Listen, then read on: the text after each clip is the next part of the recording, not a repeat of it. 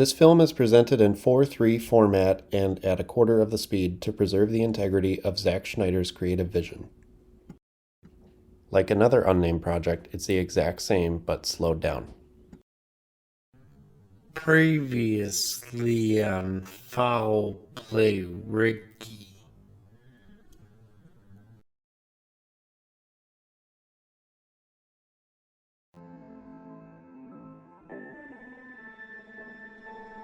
We flies over to the bottom of the space station to dock and sneak inside.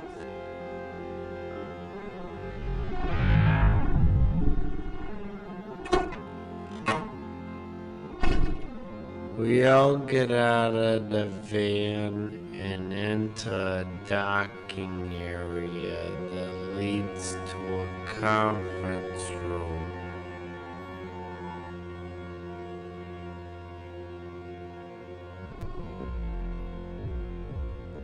Suddenly, a crack of light enters the conference room.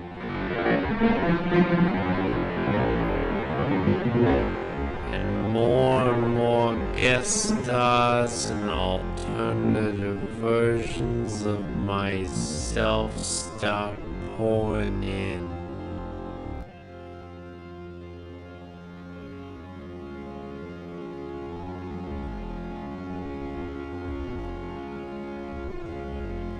I see the silhouette of a woman standing in front of the window.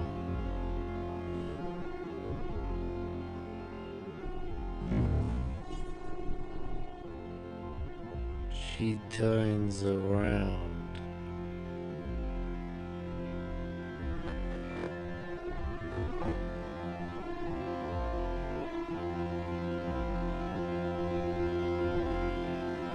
You know shoelaces come here often.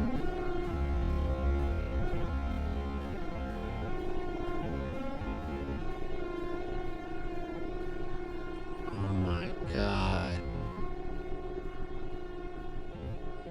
Judy?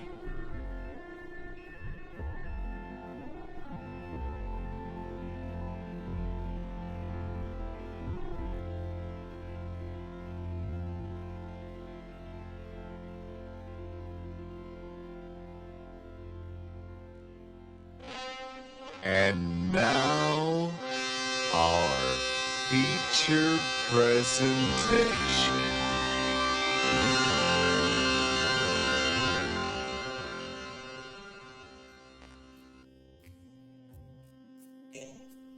Photosensitive warning.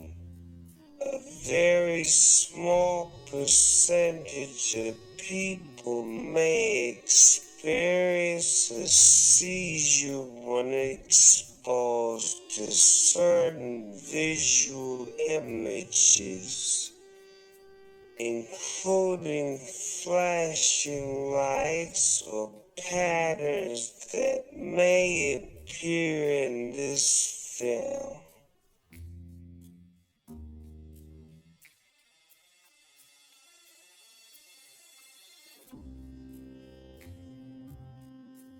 Hey yo, it's me again, Snoop Dogg the narrator. Throughout this feature-length presentation, there will be a number of characters, so I'm here to help guide you through this experience. But for now, over to you, Rick.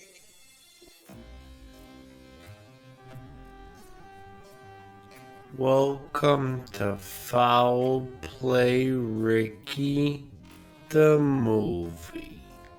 We made it to the big screen. Holy shit. I'm just trying to squirt some popcorn with raisinets in it. You already know this is my story.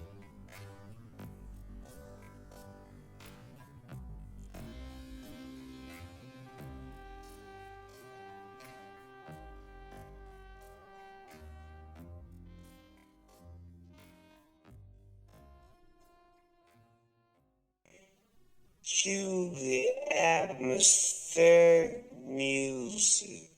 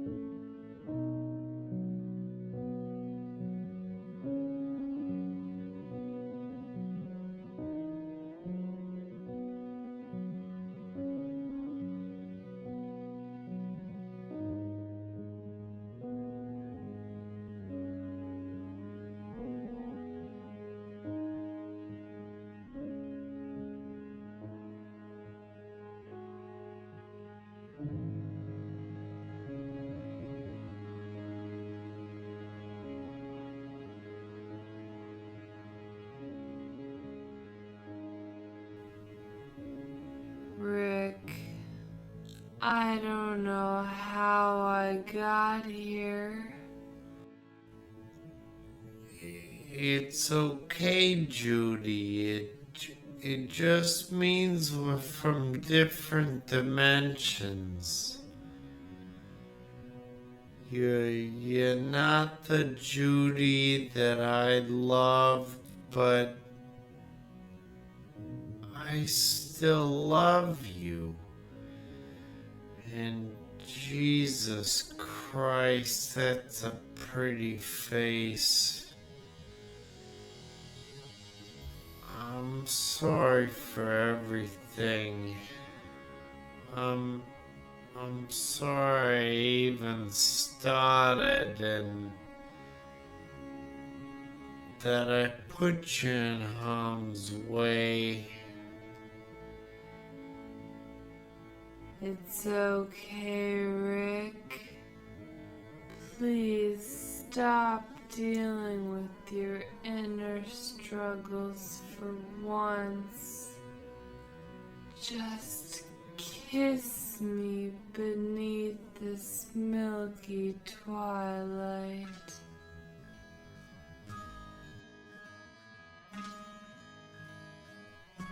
They came in close and had the most passionate kiss of any podcast ever.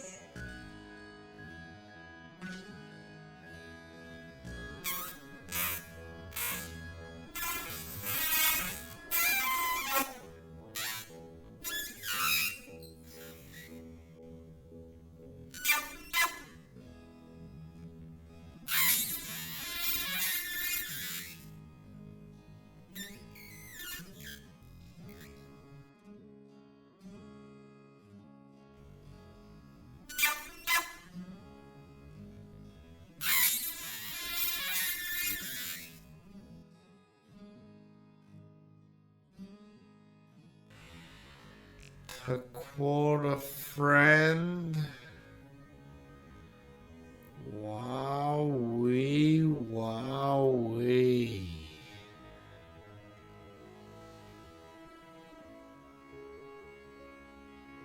You see, Rick, I'm sorry that I fell in love that night. I didn't mean to fall in love that night. It's just... Judy checked her watch. Are you stalling with Halsey lyrics? What is it you're waiting for exactly?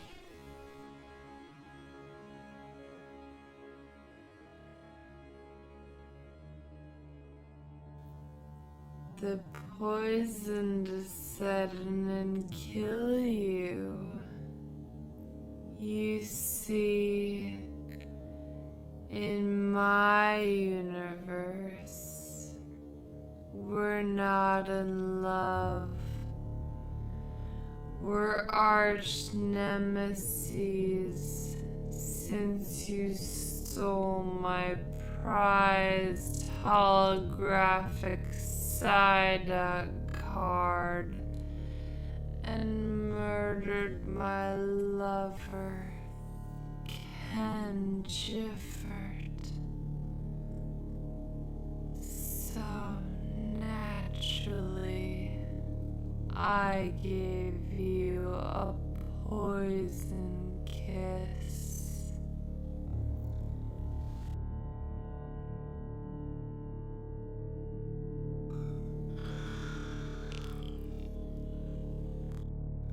Well, Judy, I hate to break it to you, but rubber lips are immune to your charms.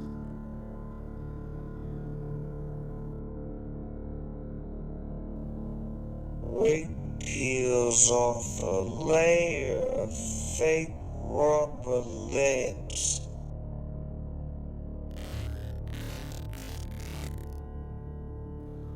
Sorry, Toots. At this point, I know not to trust anyone romantically unless they're selling me Neopets passwords. Suddenly, Rick and Judy break away from each other and slide back into attack positions.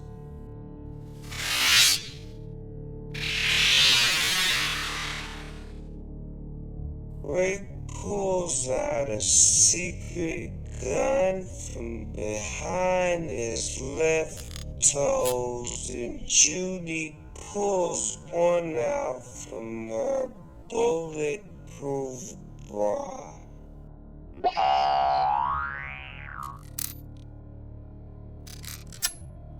Damn, those puppies are barking. Woof woof. They commence a Matrix-style slow-motion fight sequence.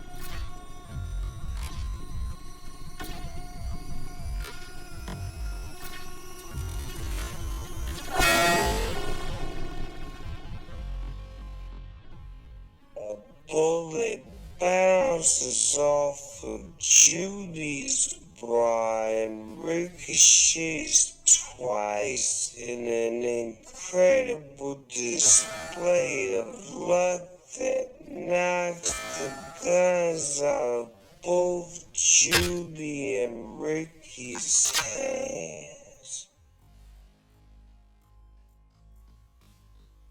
I guess it's the machetes then.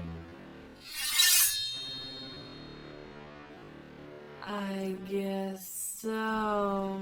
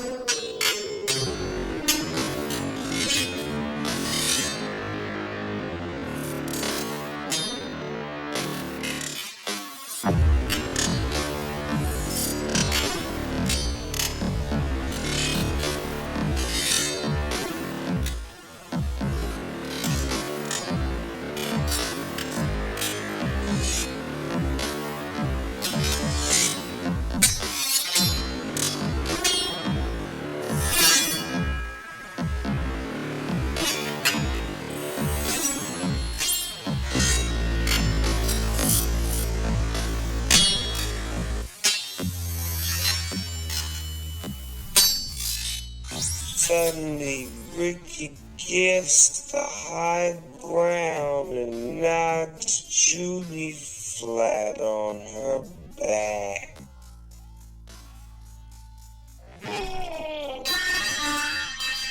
He lunges in for the kill before stopping the blade centimeters from her eye like it's Mission Impossible 2.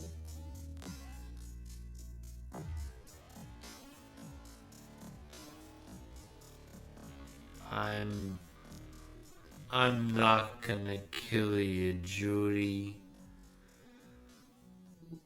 Losing you was the hardest thing I've ever had to face, and I've had 9 kidney stones.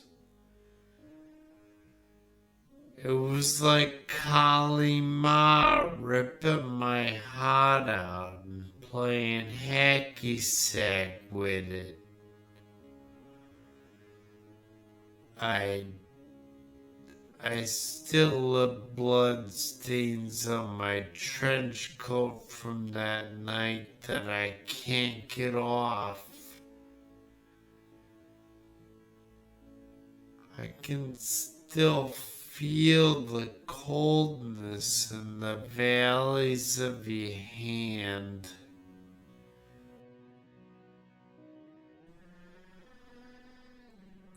Sometimes it gets real super dark around the edge of my heart.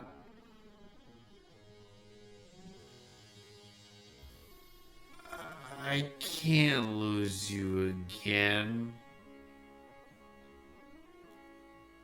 I just can't. Even if you're not the Judy I loved, I could never hurt you. I loves you in every universe.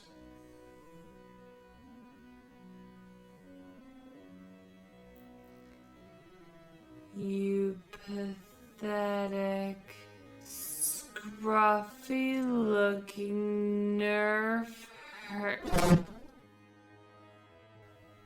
Ricky knocks her unconscious with the handle of his blade. Fuck. I'm getting too old for this kind of fighting shit. I gotta find the others.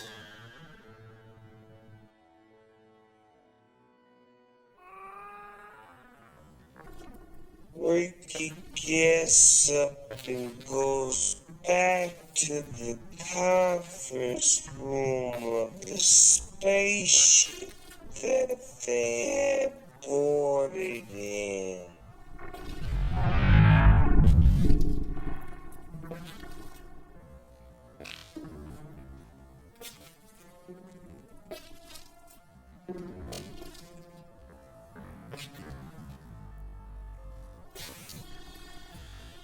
Well, howdy fucking do, Richard. Been too long, my friend. Look at us, back together again. Longer than the neck of a bronchosaurus. Two friends back together again at last. Man! I heard our song earlier today when I was organized in the back closet. On a warm summer's night, on a train bound for nowhere, I met up with a gambler. We were both too tired to speak, so we took turns of staring at the window, at the darkness, and the boredom overtook us, and he began to speak.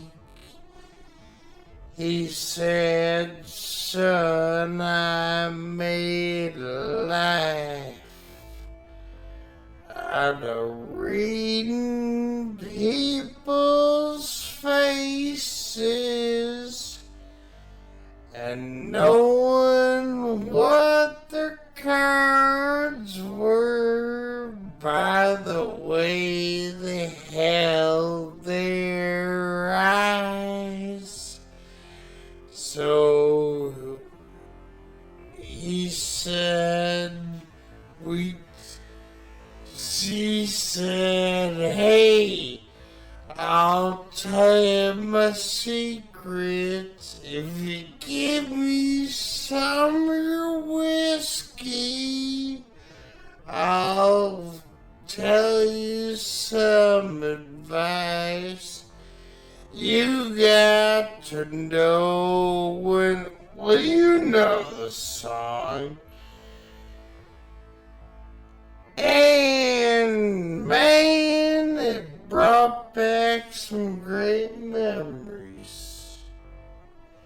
We got up to a lot over the years, didn't we, Richard? Man, it's great to see ya. Best friends back together again. It's been too long, Richard. Longer than a skunk stripe. Anyways, look what I found.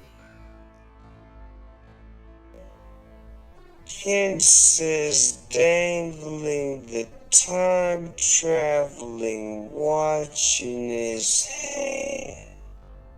Ken, my God, how'd you get my watch back?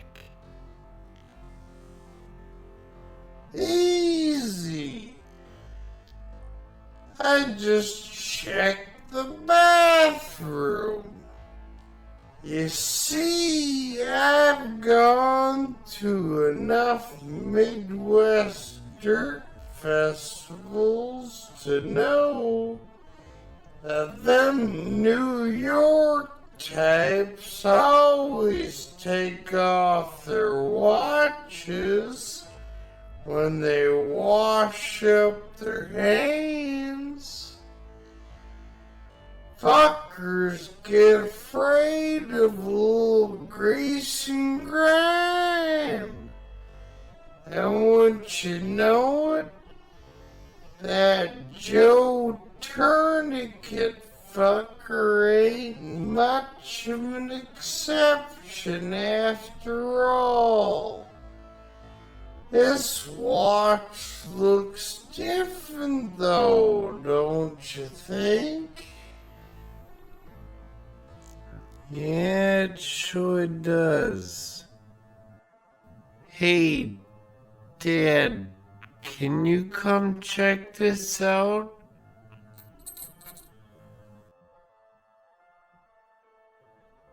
These changes are something between science and magic.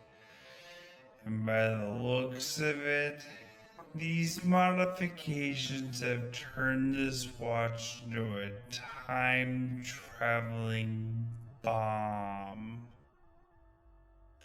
Based on the inscriptions, it is set to target and destroy all forms of Ricky and his allies within 24 hours. It also appears as Joel, or Joe, I'm not really sure what we're calling him now, invincibility while it's ticking.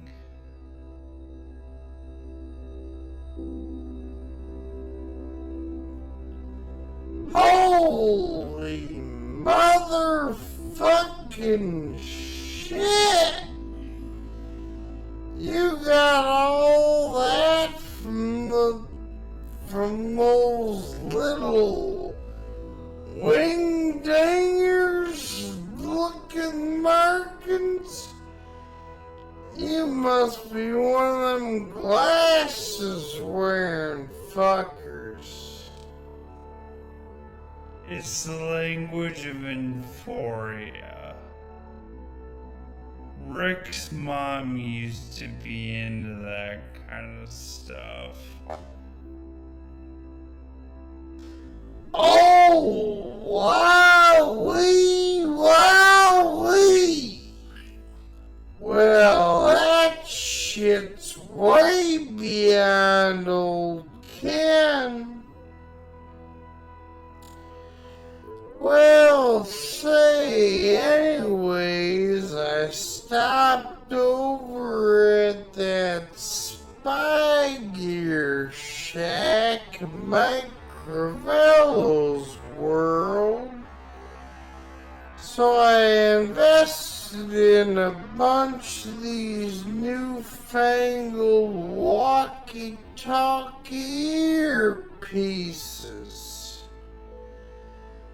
I figured it might be important that we all try to keep in touch, not by hands, but by ears.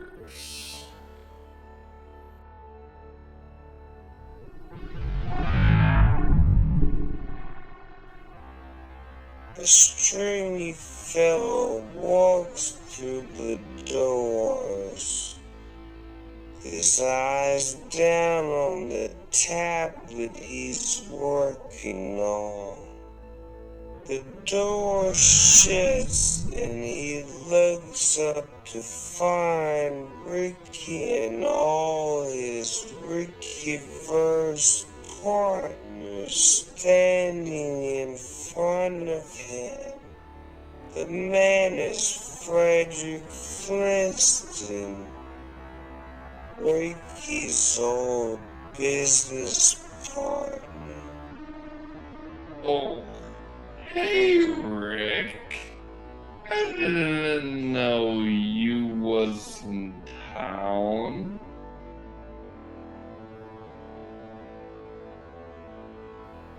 Frederick says, sneakily reaching for his gun.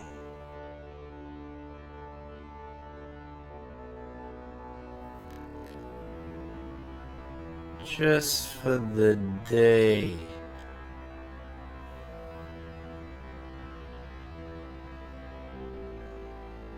Frederick cocks his pistol and aims as Ricky quickly swings to knock the gun out of his hand.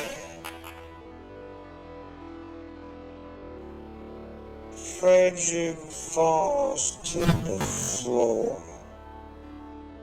Why'd you set me up, Frederick? Why'd you give me that fake lead?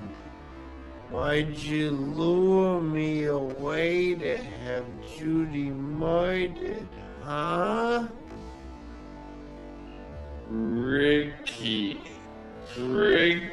listen. Rick, times are tough in the movie rental business these days. You know, after that whole shiz with those bad boys down in Miami, and you know, a few bad bets on the minor league East baseball team. You know, I needed the money. I didn't know they was gonna go that far. Yeah, well, I'm calling bullshit. Time to collect your late fees.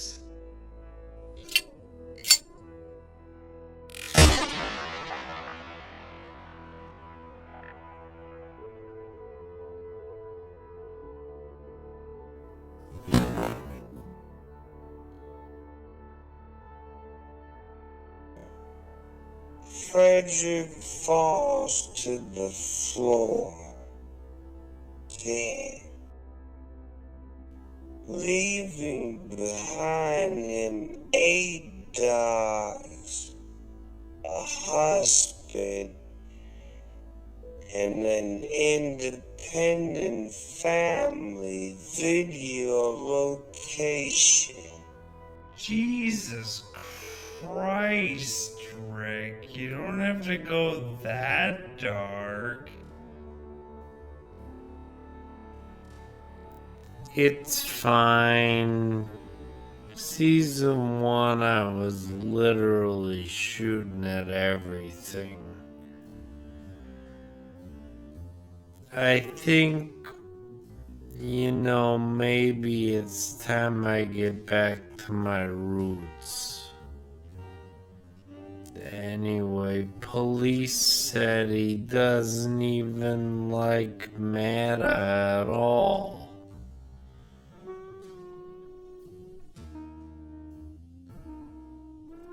After hearing the gunshot, 2 people walk through the same door, Rosen and Johnny.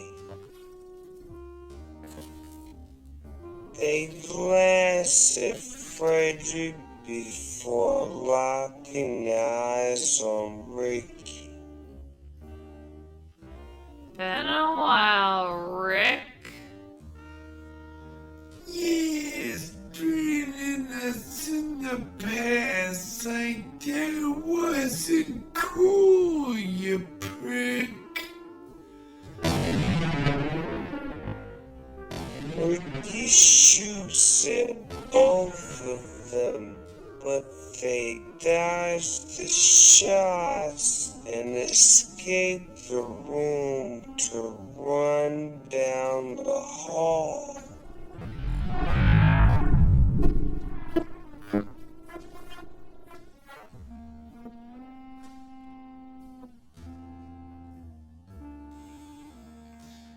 I've always been a Chevy man myself, but you could say we dodged a bullet. Wowee, wowee.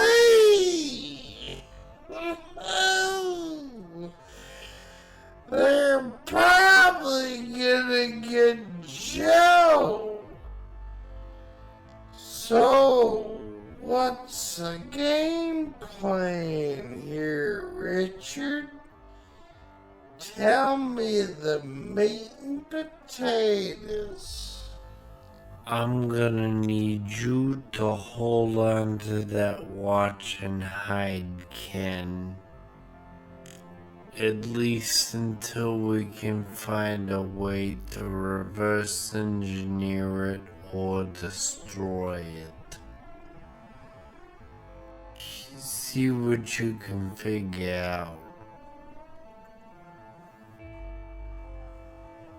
Roger, Roger, 10-4, old buddy.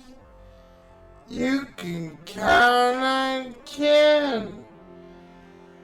This'll be like the time I stayed up all night memorizing the top 3 finishers of every NASCAR race in history to ace my 3rd grade NASCAR history test in Mr. Squeener's class.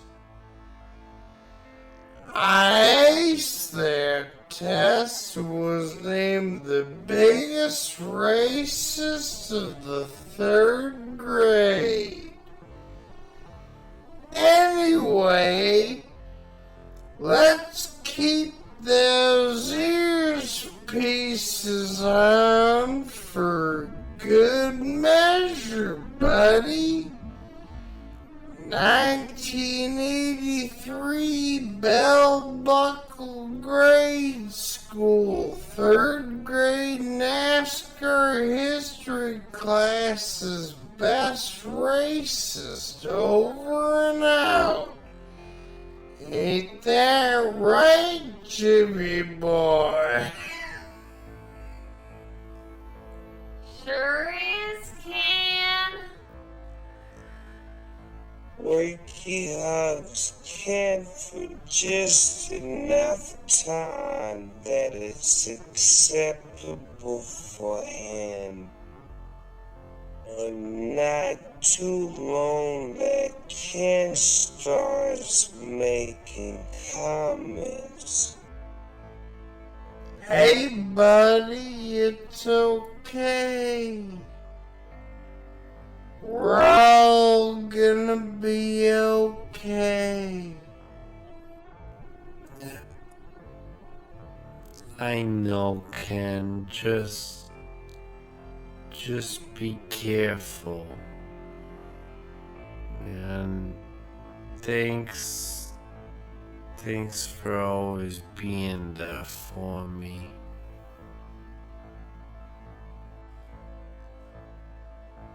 That's what old Ken's here for. You know what they say?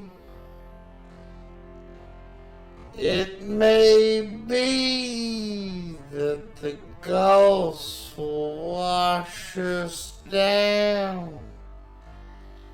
It may be we shall touch those happy isles. And though we're not now that strength which which in old days moved earth and heaven, that which we are, made weak by time and fate, but strong in will to strive, to seek, to find, and not to yield. I'll see you later.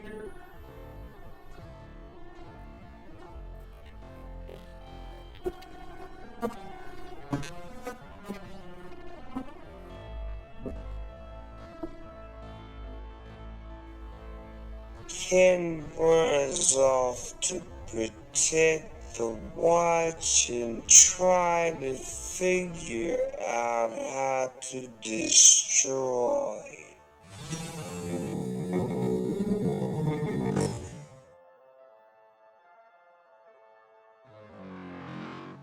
Ricky and his dad barricade the door before he turns to face his peers.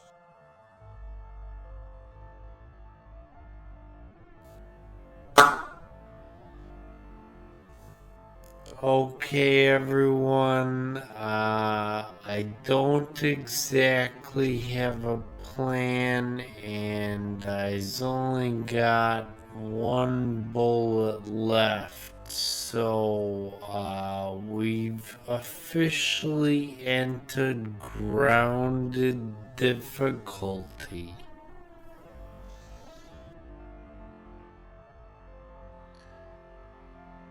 We can help with that plan. I feel like we owe you one anyway.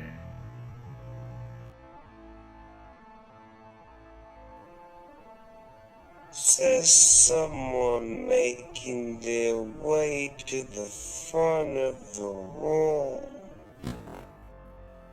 Ricky turns around in surprise.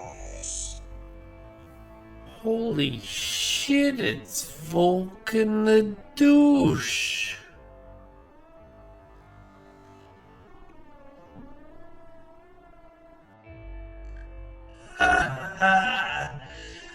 In the flesh, mi amigo. And we brought the chief with us.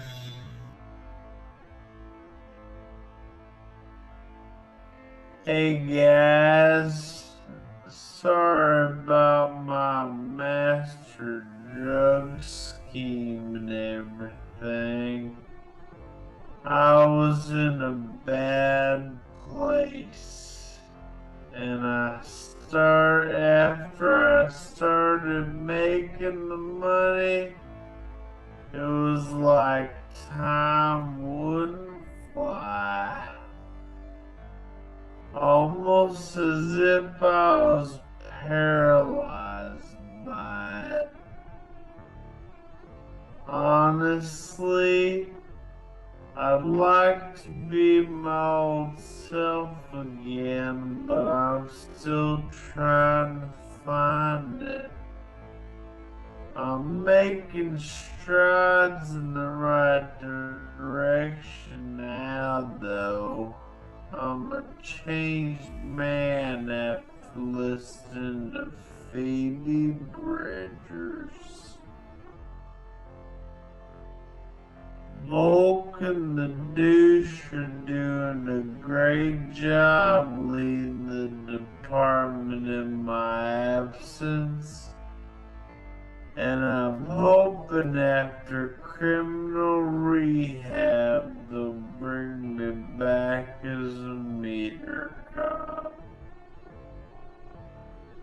Well, anyway, we've got a plan that might help, Rick. See, if if someone's after us, the douche and I always have a plan that seems to work.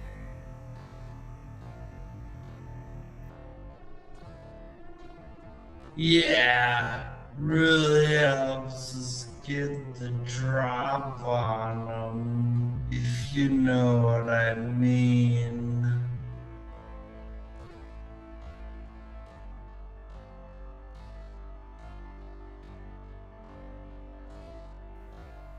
Valk and the douche explain their plan to Ricky as the rest of the room hides stealthily out of sight beneath the conference table.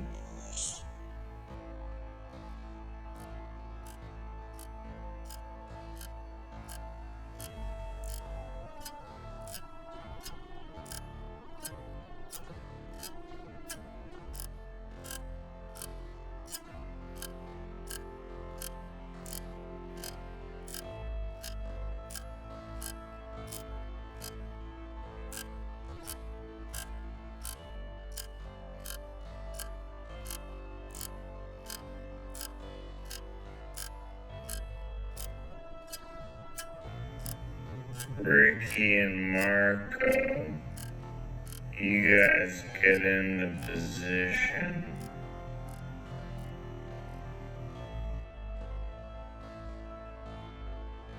We'll unblock the door. We call this move infiltrate the dealer, find the supplier.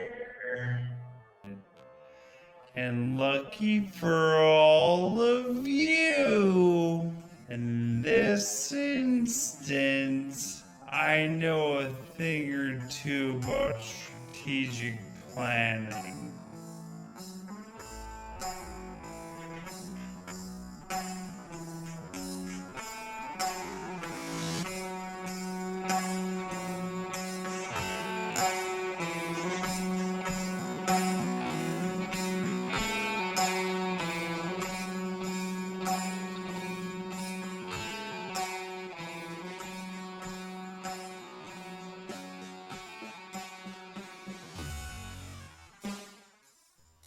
After a few minutes, Joe Tourniquet walks through the door to a seemingly empty room.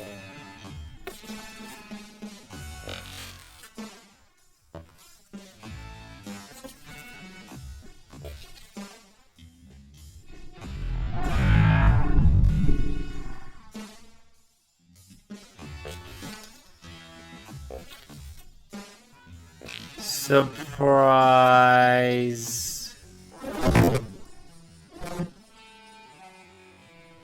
Ricky drops down from the ceiling and lands on Joe, knocking him over. Oh, fuck my knee. That shit hurt. Joe looks at Ricky like he's an idiot as he gets back to his feet.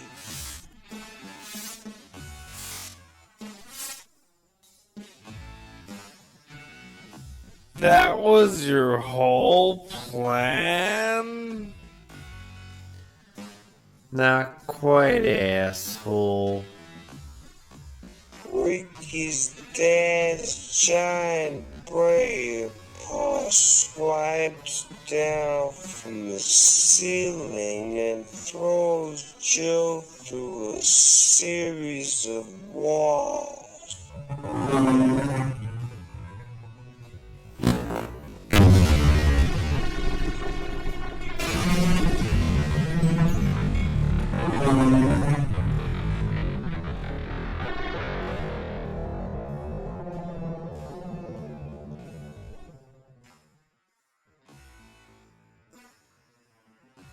Go get him, son. Foul play. Rachel walks into frame. Hey guys, I just got out of being captured through the sheer power of raw feminism, and no thanks to the NRA. Anyway, Ricky runs to the other room after Joe. He pulls out his gun and cocks it on the way. Aware of the few remaining bullets he has left,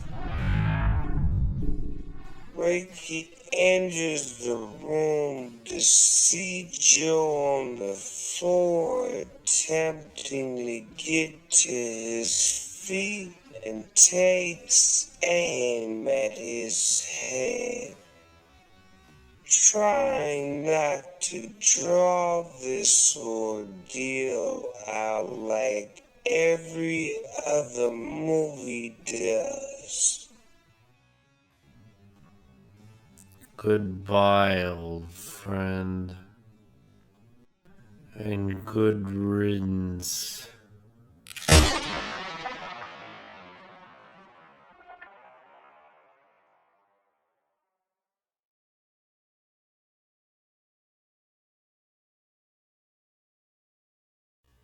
Suddenly, Letty, the teen that Joe was grooming to take over the Ravens, jumps in front of the shot and begins bleeding out on the floor.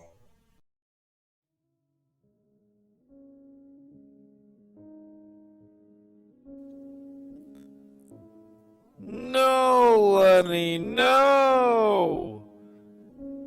Is there a doctor or a nurse on board? Nurse Kurt stands in the doorway and says,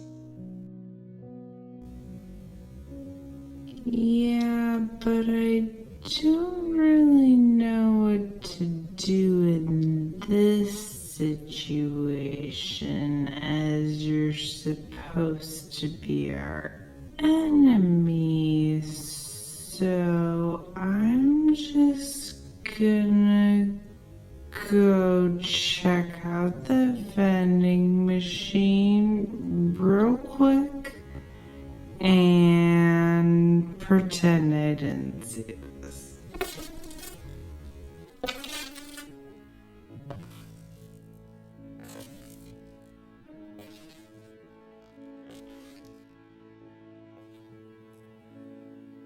Lenny, why would you do that? You were our future. You didn't even have a speaking part yet. Prepubescent Lenny looked up at Joe as blood fell from his mouth.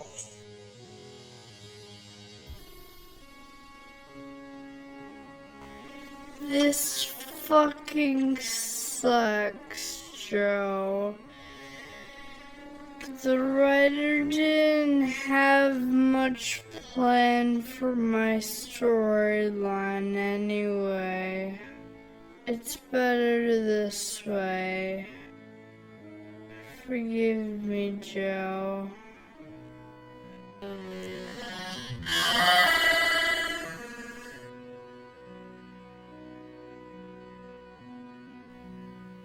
Joe sheds a single tear and closes Lenny's eyes. He places Lenny on the floor and stands to face Ricky.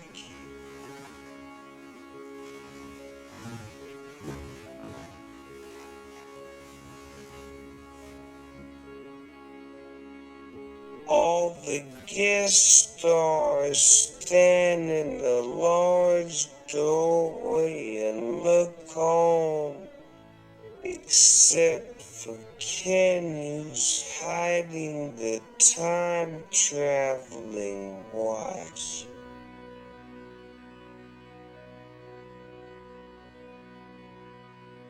Ricky and Joe lock eyes. Well, there goes your backup plan, Joe. Looks like I'm having a party and inviting everybody but you. You son of a bitch, stop disrupting my plans to destroy every version of you. Curse of bad writing, Joe. I've already been destroyed since episode 3, bitch. Joe pulls a Rambo-sized knife out of his belt and charges Ricky.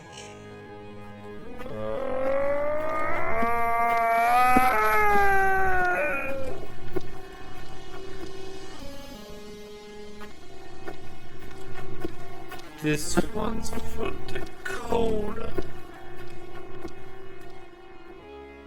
Ricky aims at the giant window of the space station and shoots his last bullet.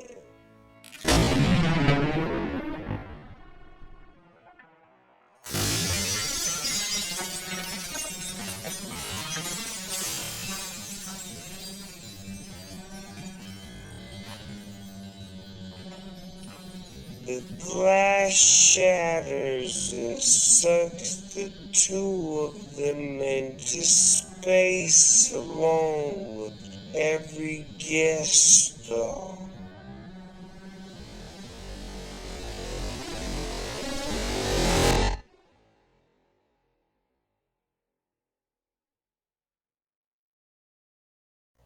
Joe fumbles his weapon into space.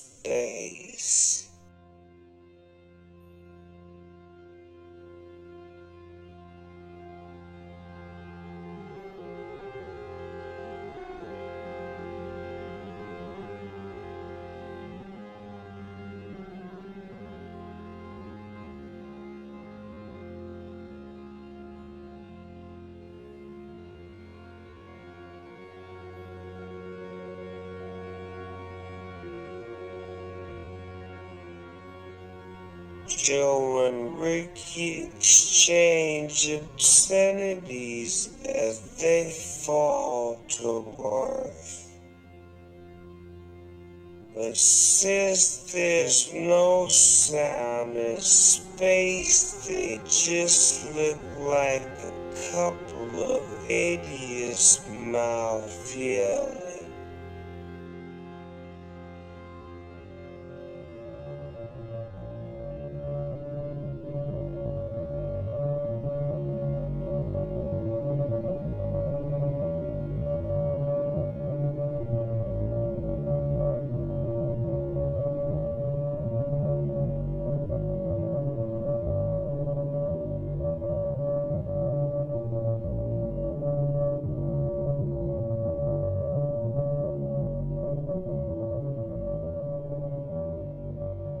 They break into the atmosphere, and the audience suspends their disbelief for another few minutes.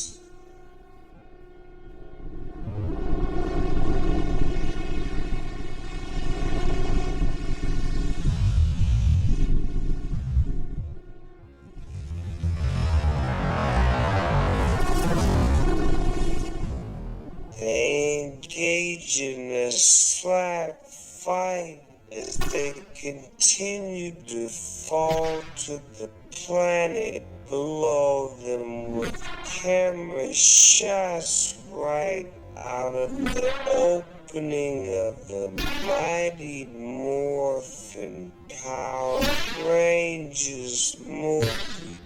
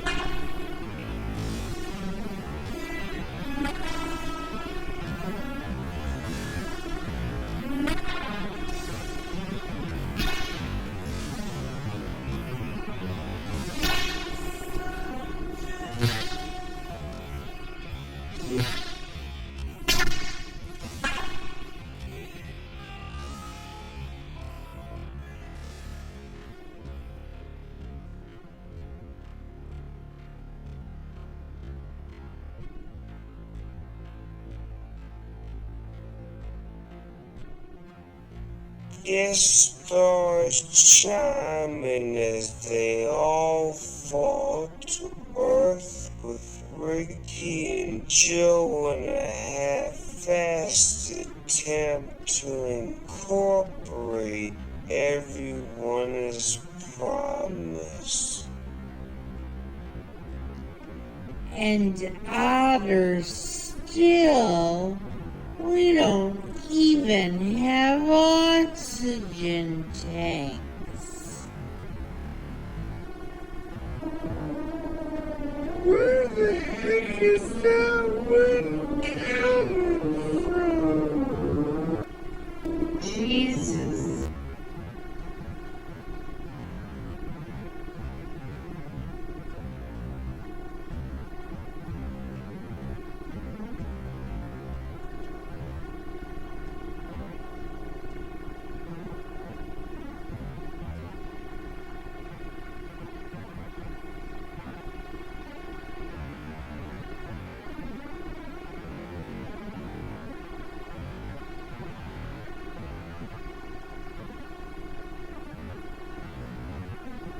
Triples is best.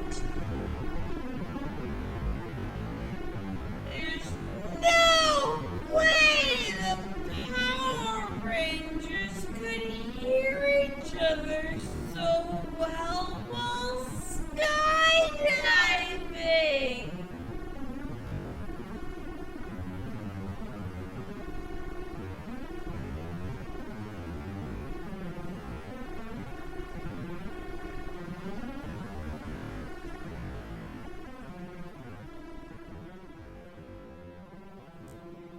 As they approach Earth, Ricky uses his fireball hands to brace his landing.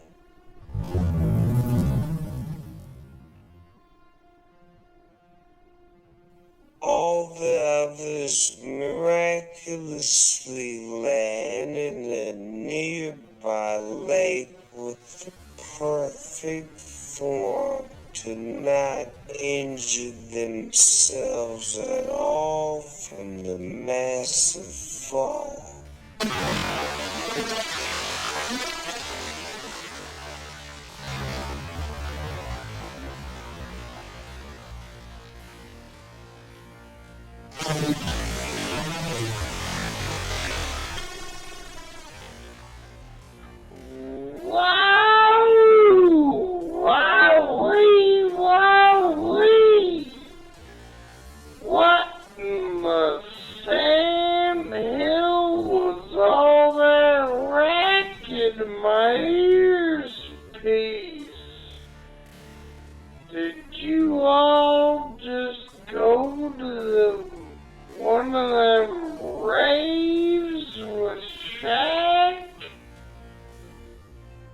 was louder than when my tailpipe fell off outside of old Busty Beauty Saloon and Big Barbecue.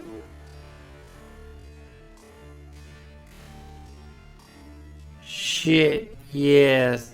Sorry, Ken. We just fell to Earth. I think we're all good, except for the bird that I torched on the way down.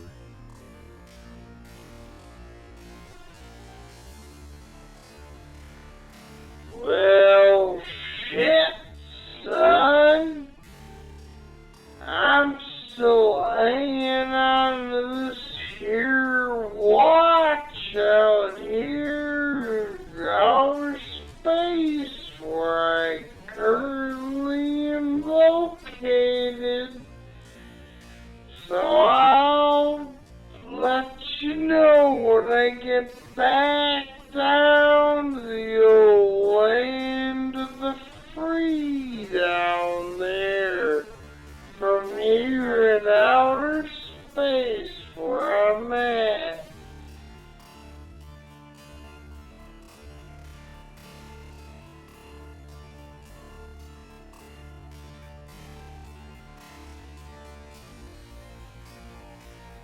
All the guest stars, good and evil, climb out of the lake and form opposing sides in the canyon there and somewhere in Colorado.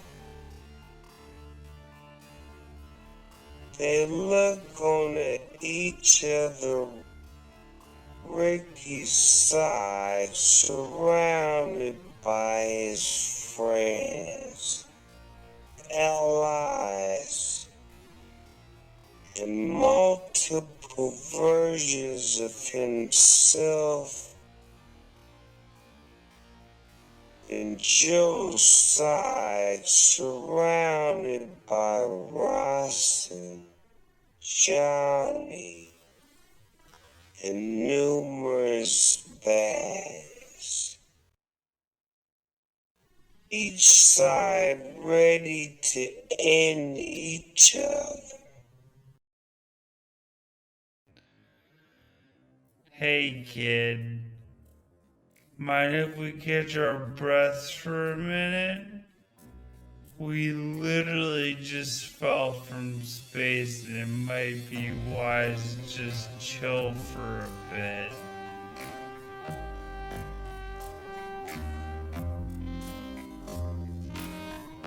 To be continued in part 2.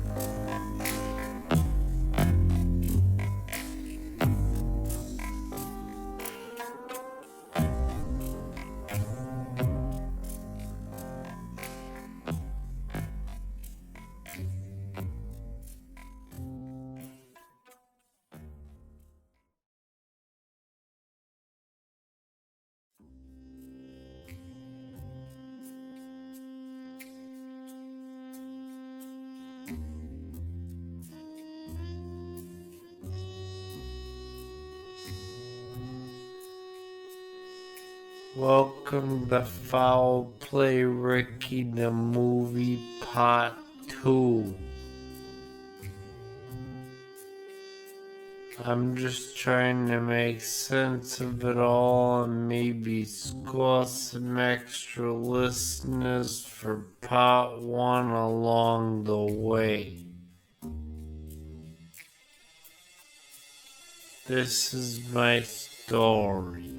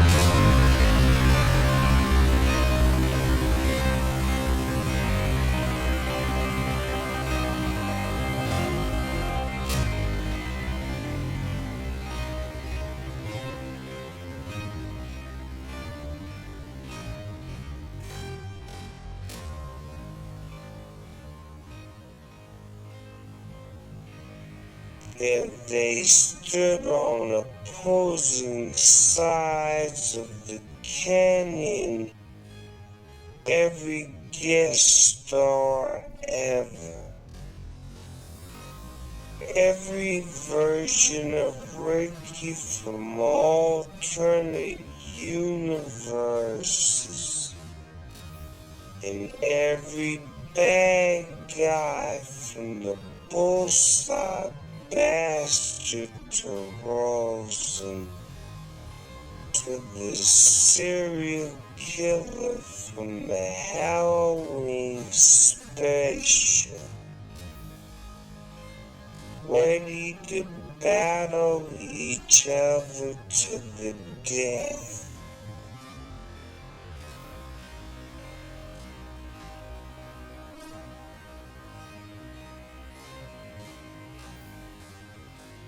Ricky touches his earpiece and talks to Ken, who's the only one still up in the space station.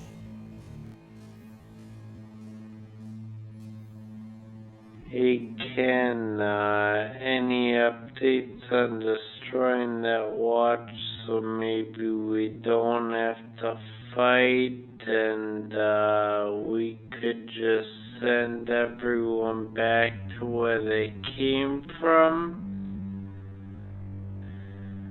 that would sure help us keep the budget down.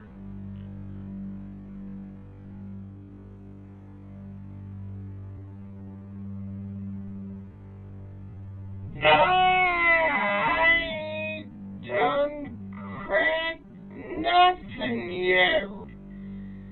This thing's hard to crack in my Aunt Georgia's safe where she keeps the good moonshine. There's these markings all over it in some ancient tongue. I think it's that fucking bullshit language called Philadelphia or some shit your dad mentioned. No idea what these fucking symbols mean.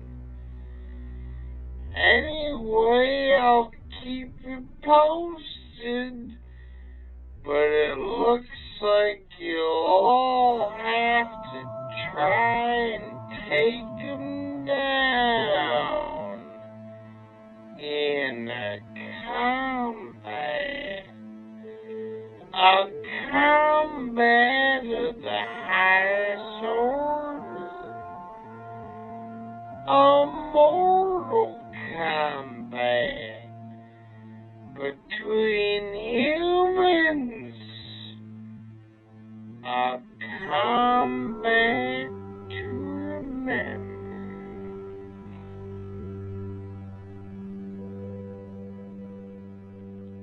Good luck, Ken.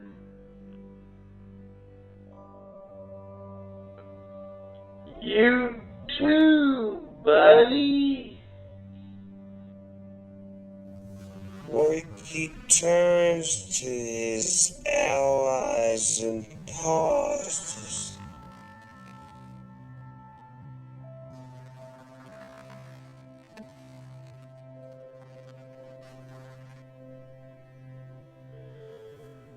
Okay, listen up.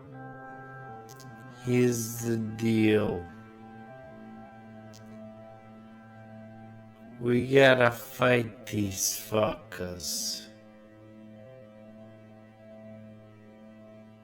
I don't know that we'll make it. And I feel terrible dragging you all into this. You can turn around and leave, and I won't think anything less of you. I also welcome any ideas on how to beat these jackasses.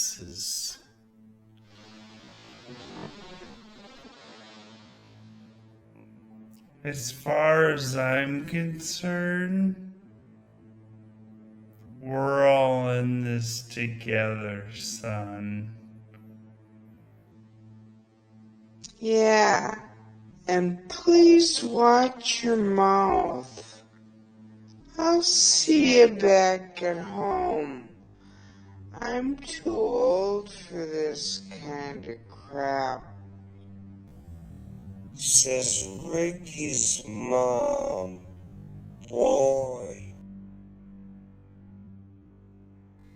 Yeah, they may have ravens over there, but we are pigeon because we are many. Far out notion, dude. Says 60s Rick. Whoa. being a cartoon and all, I should be okay. I'm fairly elastic. Just then a Ricky in a black and white bodysuit with a biker helmet on raises his hand in the back of the crowd. Yeah. You in the back. Wait, is you a Power Ranger? Yeah, but that's copyrighted in this universe, so just call me a Power Ricker or a Noir Ranger. Okay, so,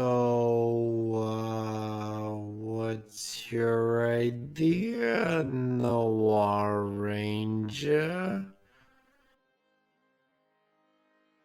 It'll take me a little bit, but I can call my Megazord from back home through the portal that brought me here. Or rather, my Mega Lord, because of the copyright thing. Anyway, it's a giant robot and it could easily stop them unopposed. My only fear is that since there's an evil Green Ranger, I mean a Green Ricker, on the other side of the canyon, I feel like they'll make the same play.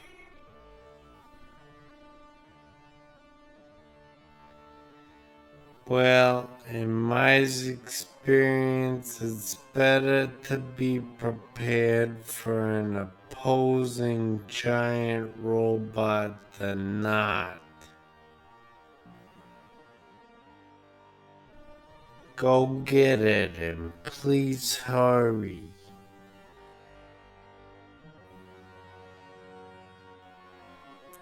As for the rest of us, this has been a long time in the making. Till Tourniquet began chilling at Ricky and his allies from the other side. I was there for a long time, Ricky.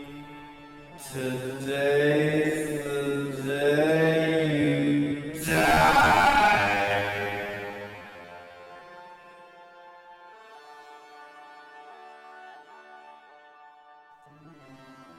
They've taken us from our universes.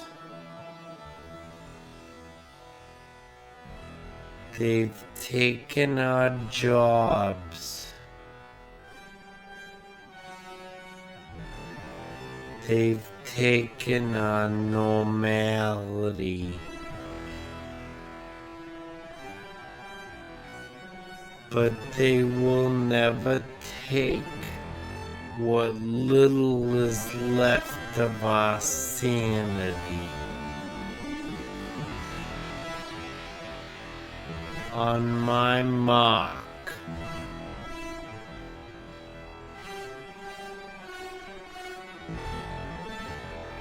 Ricky's.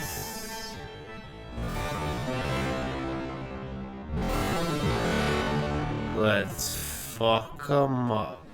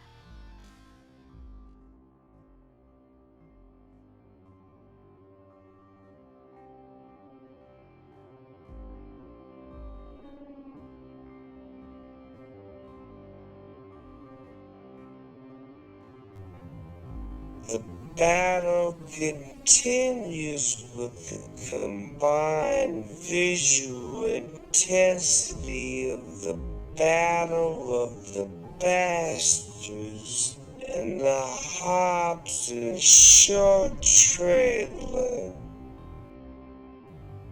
Blood splattering on the ground from fists and lasers and swords. Then, suddenly the Mega Lord came stomping with the Noir Ranger and the cop.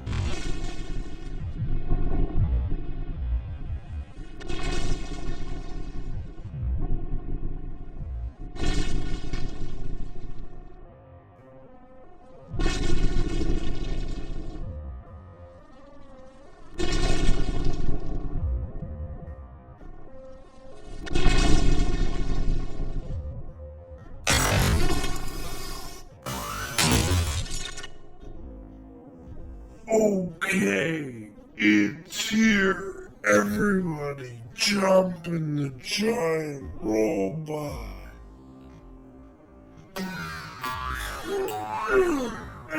Everyone jumps up and into the robot like they are attached to stuntman wives.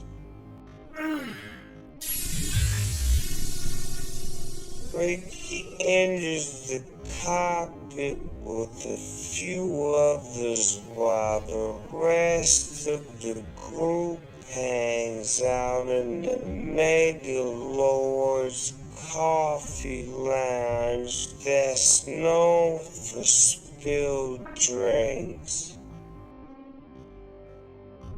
Whoa! They've got serious mocha happenings in here. And get a load of these commemorative cups. I got dibs on the purple one.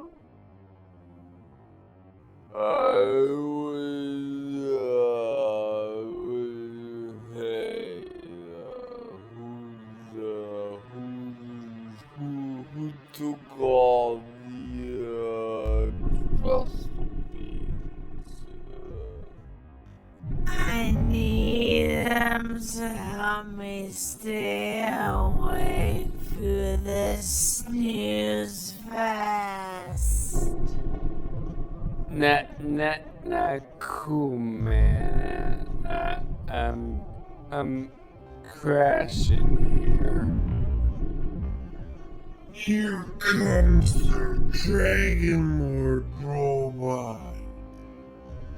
They've got some serious beef with you.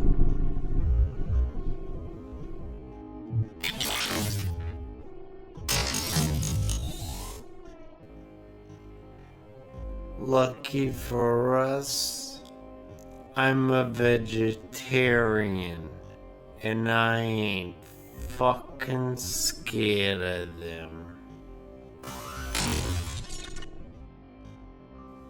Strap in, Rick Prime. This might get bumpy.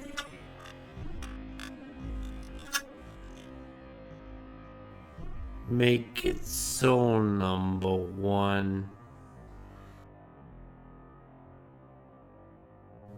The bad guys follow suit and jump into their giant robot.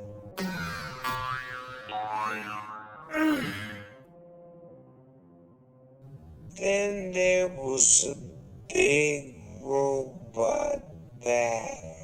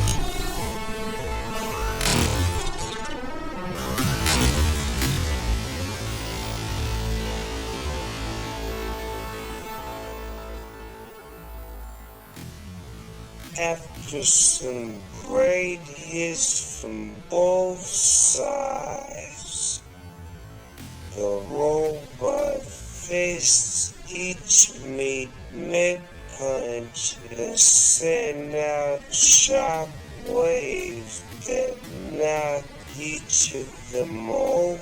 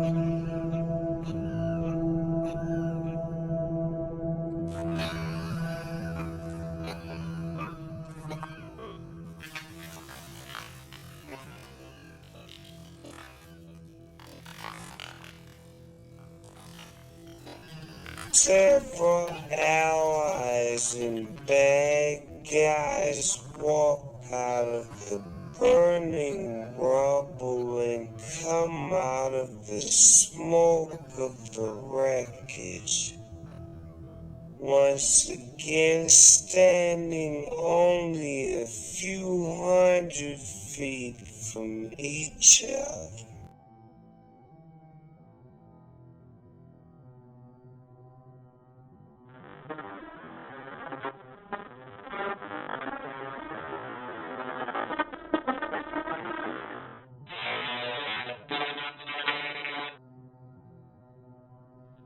Hey, Richard. Richard, are you there?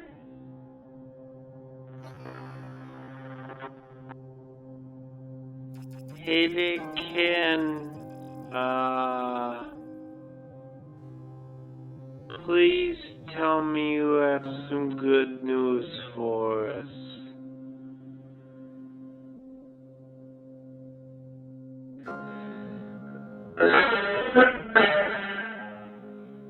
Yeah, I got some news. It's,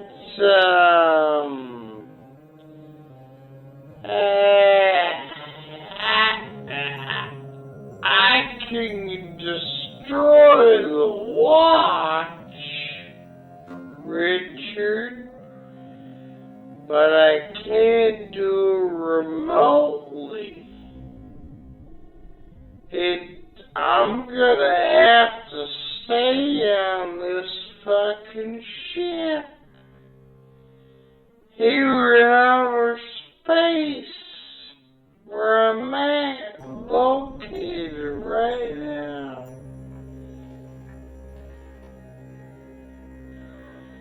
It's been nice knowing you, Richard. I'm glad you called that Uber in episode 3. Ken, no. You can't.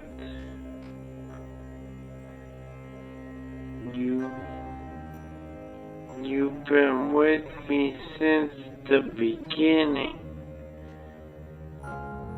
Back when I was a loose cannon noir detective show before it went all Army of Darkness with time travel.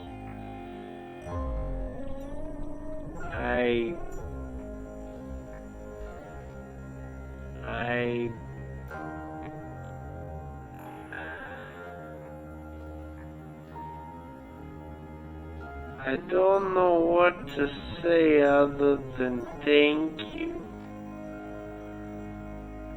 Thank you for being a friend. But you don't have to do this.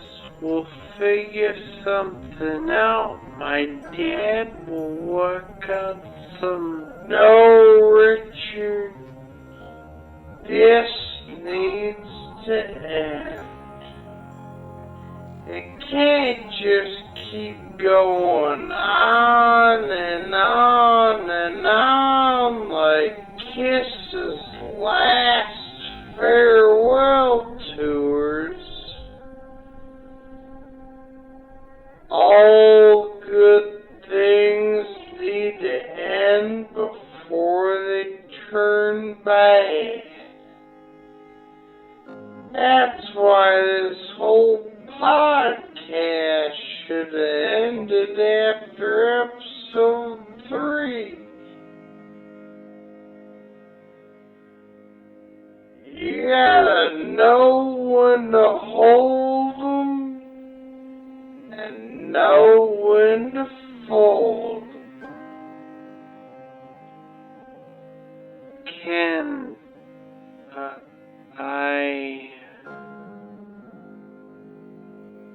I know, Richard. I know. We're like two trippy peas in a far-out pod, man. It's been a pleasure to be your friend. Save some titties for the rest of us, Richard. Can please just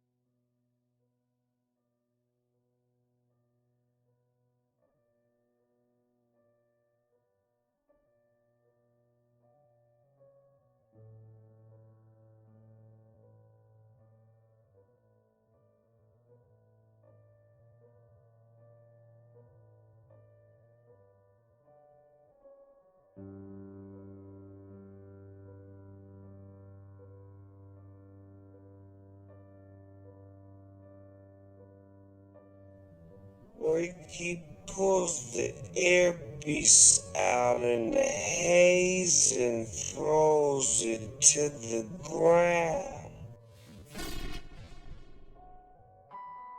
He looks up to see the space station explode in the outer atmosphere. Ricky falls to his knees in tears for his friend.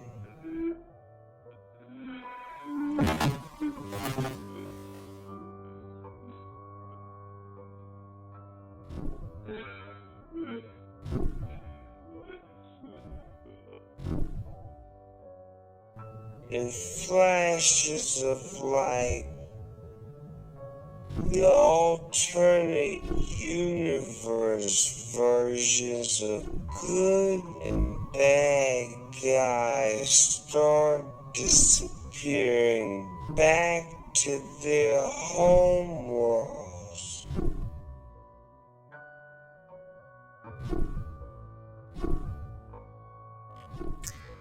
You know, Ricky,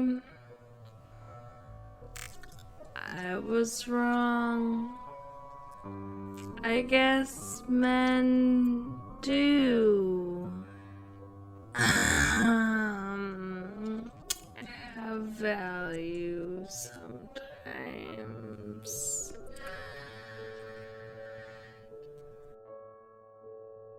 Take care of yourself, okay?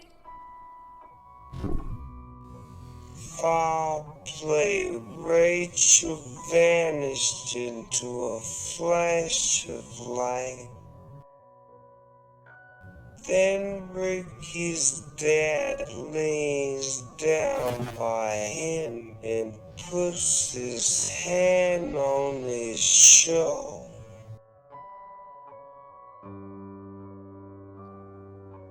I'm proud of you, son. Whatever happens, I love you.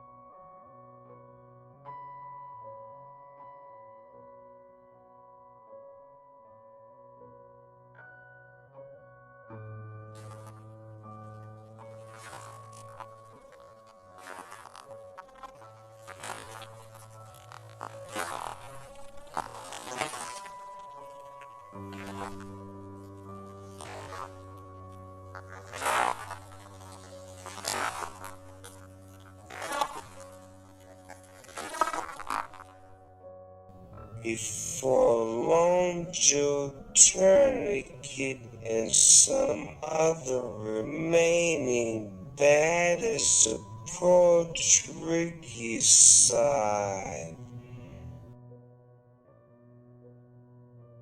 As all Ricky's allies file in behind him.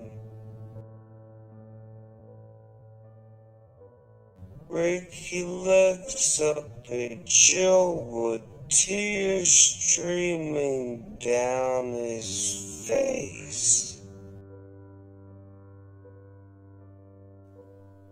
Who do you think you are? Running around leaving scars, collecting your jar hearts,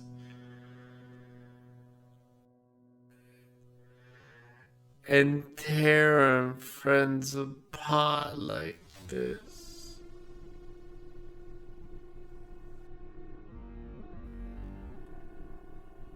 The watch being gone doesn't change anything, Rick.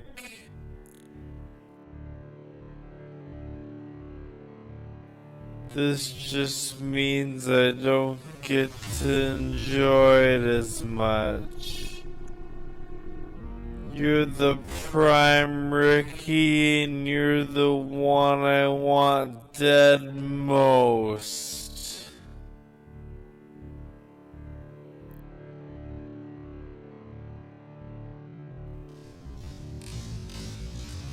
Please, the rest of you, you don't have to do this. Don't you see?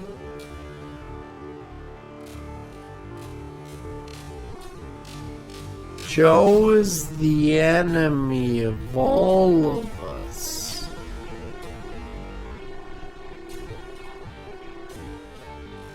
Not just me.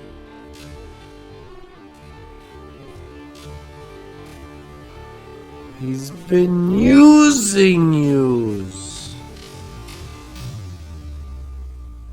Stop talking, Rick.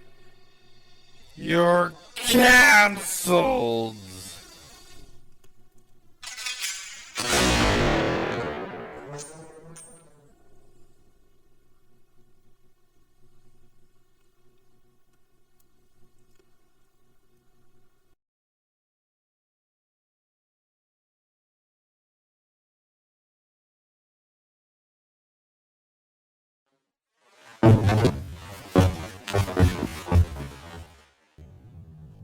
Joe falls to the ground, blood running down from his forehead as the bullseye bastard comes into focus behind him, his gun smoking.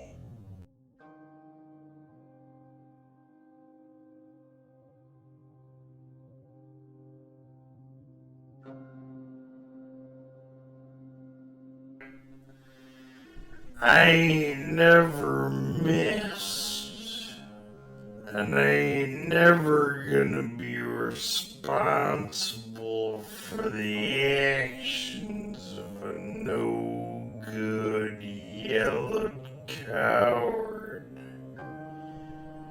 Rest in hell, Yellow Joe. I ain't never missed.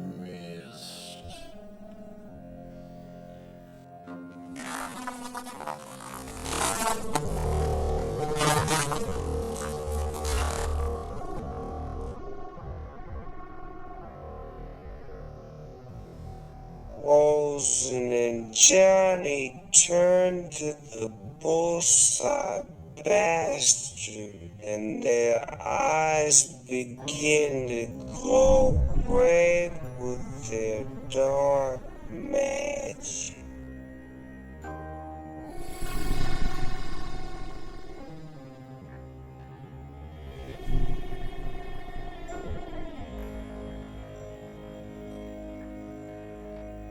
The bastard shots Johnny and Rawson dead on the spot.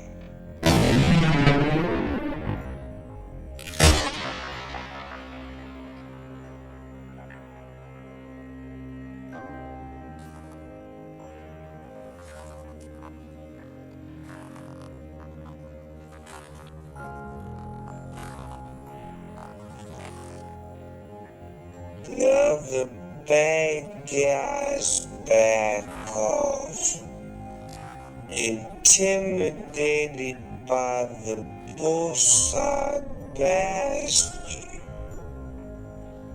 as the rest of the cast is sent back to their appropriate goddamn universes and times.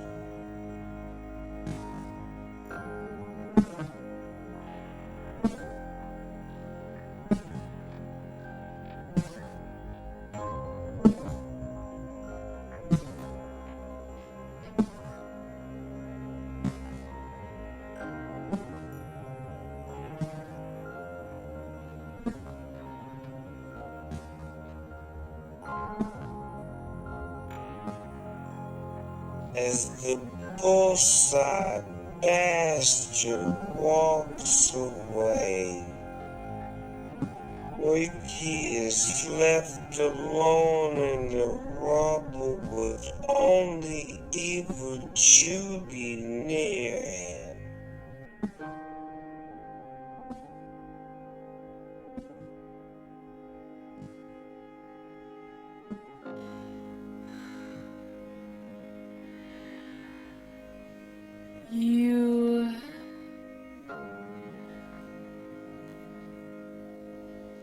You didn't deserve this, Ricky.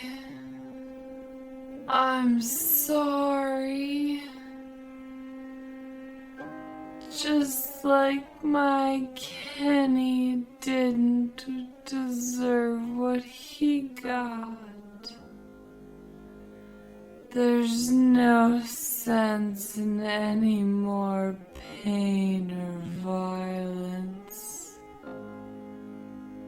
I carry the same grief you do, and I don't wish any more upon anyone. Take care of yourself and your friends, Ricky.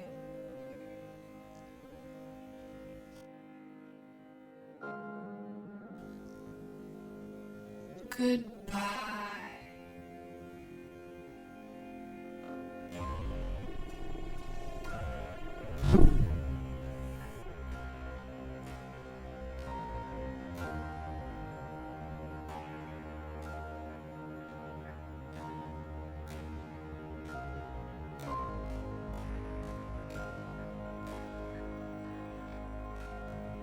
Judy vanishes into a white light that takes her back to her dimension.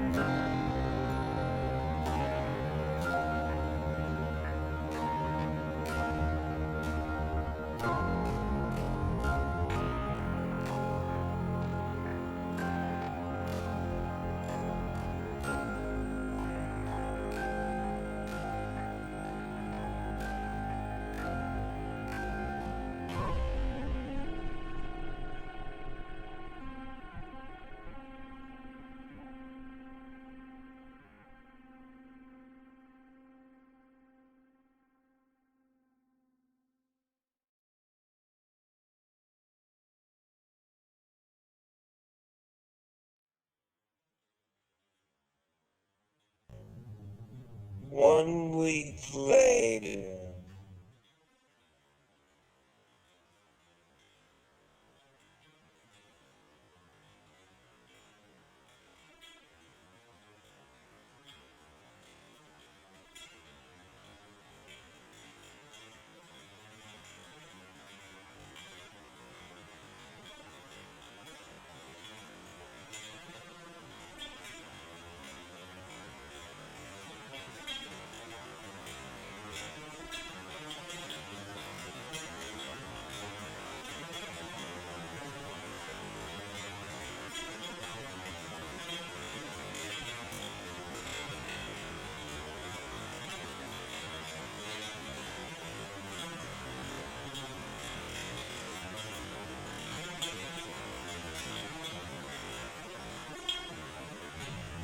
Ricky sits in his dimly lit noir detective office. Rain hitting the window and leaking in through the duct tape that's over the broken pane. It still hasn't fixed from season 1.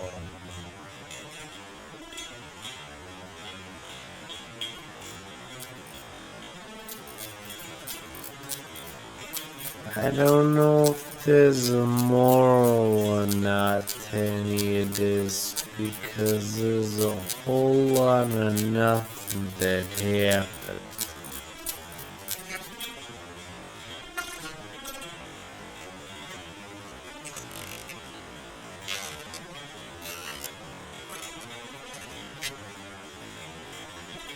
But you can use the hashtag foul play moral to submit your ideas.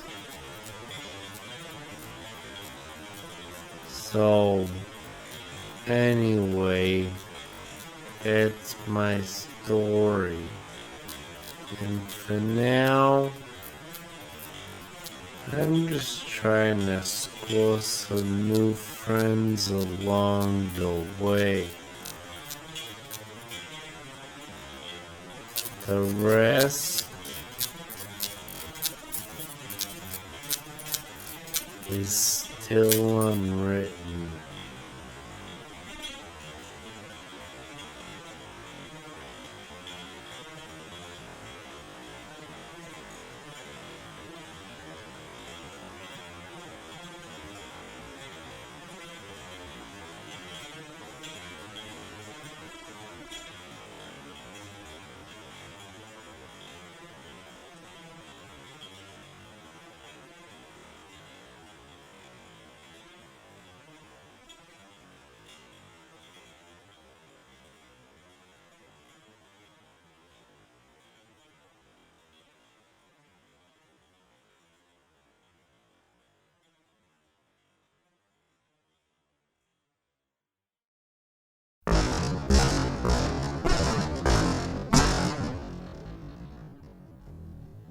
Suddenly there was a knock at his office door.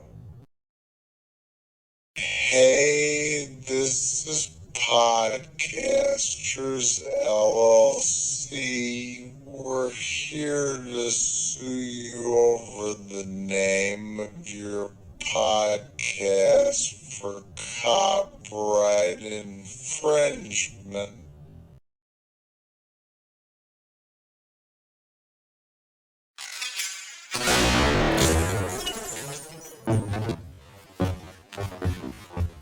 Ricky pulled out his gun and shot the man dead, completing his character arc of becoming a loose cannon detective again and learning just about nothing.